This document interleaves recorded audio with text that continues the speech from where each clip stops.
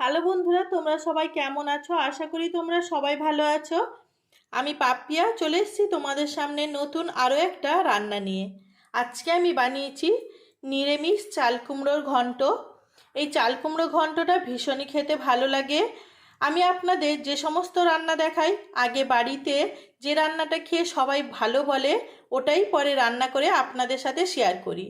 আজকের এই রান্নাটা আমি কিভাবে করেছি খুব কম সময়ের মধ্যে কম উপকরণ দিয়ে, এটাই আজকে তোমাদের দেখাবো।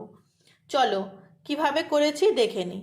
আর যারা আমার চ্যানেলের ভিডিওটা দেখছেন তাদের কাছে অনুরোধ করছি, একটা লাইক না দিয়ে কিন্তু যাবেন না। আপনাদের একটা লাইক, একটা কমেন্ট আমাদের কাছে ভীষণই দামি। আপনারা একটা লাইক, একটা কমেন্ট অবশ্যই করে যাওয়ার চেষ্টা করবেন। আমার রান্না দেখে যারা খুবই উৎসাহিত করেন আমাকে এক একটা কমেন্ট এবং লাইক দিয়ে, তারা কিন্তু আমাকে এগিয়ে যেতে অনেকটাই সাহায্য করছেন। ওনাদের জন্য অনেক অনেক ধন্যবাদ। চলুন বেশি কথা না বলে রান্নাটা কিভাবে করেছি দেখে নিই। চাল কুমড়োর ঘন্ট রান্না করার জন্য আমি এখানটায় নিয়ে নিয়েছি চাল কুমড়ো, একদম সরু সরু করে কেটে নিয়েছি। চাল কুমড়োটা রান্না করার জন্য আমি এখানটায় নিয়ে নিয়েছি 5 ফোড়ন, হলুদ, লবণ, নিয়েছি কয়েকটা কাজু বাদাম। এই বাদামটা আগের থেকে জলে ভিজিয়ে দিয়েছিলাম। আর এখানটায় নিয়েছি 2টো কাঁচা লঙ্কা আর একটা শুকনো লঙ্কা। আর এখানটায় আছে নারকেল কোড়া। এখানটায় নিয়ে নিয়েছি একটা কড়াই। কড়াইটা এখন গরম করে নেব। কড়াইটা গরম হতে যতক্ষণ টাইম লাগছে ওর মধ্যে আমি কাজু বাদামটা পেস্ট করে নেব। কাজু বাদামটা এইভাবে পেস্ট করে নিয়েছি। এখন কড়াইটা গরম হয়ে গেছে। কড়াইয়ের মধ্যে দিয়ে দেব সর্ষের তেল। আপনারা চাইলে এখানে সাদা তেল, যে কোনো তেল ইউজ করতে পারেন। তেলটা গরম হয়ে গেছে। এখন তেলের মধ্যে দিয়ে দেব 5 ফোড়ন আর দিয়ে দেব শুকনো লঙ্কা। এখন এর মধ্যে দিয়ে দেব চাল কুমড়ো।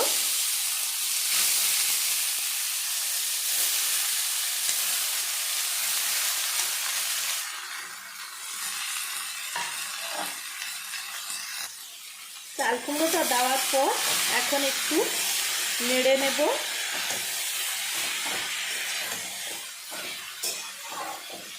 আজকে আমি চাল কুমড়ো একদম নিরামিষ রান্না করছি। এটা খেতে অসাধারণ লাগে। চাল কুমড়ো তো আমরা সবাই খাই, এইভাবে একবার রান্না করবেন, দেখবেন খুব সুন্দর লাগে খেতে। এখন চাল কুমড়োর মধ্যে দিয়ে দিচ্ছি পরিমাণ মতো লবণ আর দিয়ে দেব হলুদ। চাল কুমড়ো কিন্তু একটু কম হলুদ লাগে। এখন এটা আর একটু মশলার সাথে, মানে হলুদ আর লবণের সাথে এই সবজিটা ভালো করে মিশিয়ে নেব। ফ্লেমটাকে এখনো কিন্তু আমি বাড়িয়ে রেখেছি প্রথম থেকেই।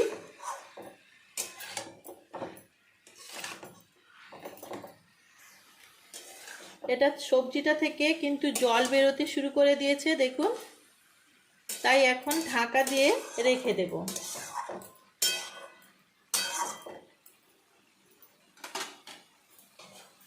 এখন ঢাকা দিয়ে রেখে দিচ্ছি আর ফ্লেমটাকে লো করে দিচ্ছি। 4-5 মিনিট হয়ে গেল। দেখুন জলটা অনেকটাই শুকিয়ে গেছে, অল্প একটু জল আছে। এখন আমি এর মধ্যে দিয়ে দেব 2টো কাঁচা লঙ্কা। আরও কিছুক্ষণের জন্য আমি এটা বসিয়ে রাখবো। চাল কুমড়োটা সেদ্ধ হয়ে গেছে, আর সামান্য একটু সেদ্ধ হবে, তাই আমি কিছুক্ষণের জন্য আবার ঢাকা দিয়ে রেখে দিচ্ছি। এখন ঢাকনাটা খুলে দিলাম। আরও 2-3 মিনিট বসানোর পর চাল কুমড়োটা এখন কিন্তু সেদ্ধ হয়ে গেছে। এখন এর মধ্যে দিয়ে দেব পেস্ট করে রাখা কাজু বাদাম আর দিয়ে দেব কোড়া নারকেল। সমস্ত কিছু দেওয়ার পর এইভাবে ভালো করে এটা মিশিয়ে নেব।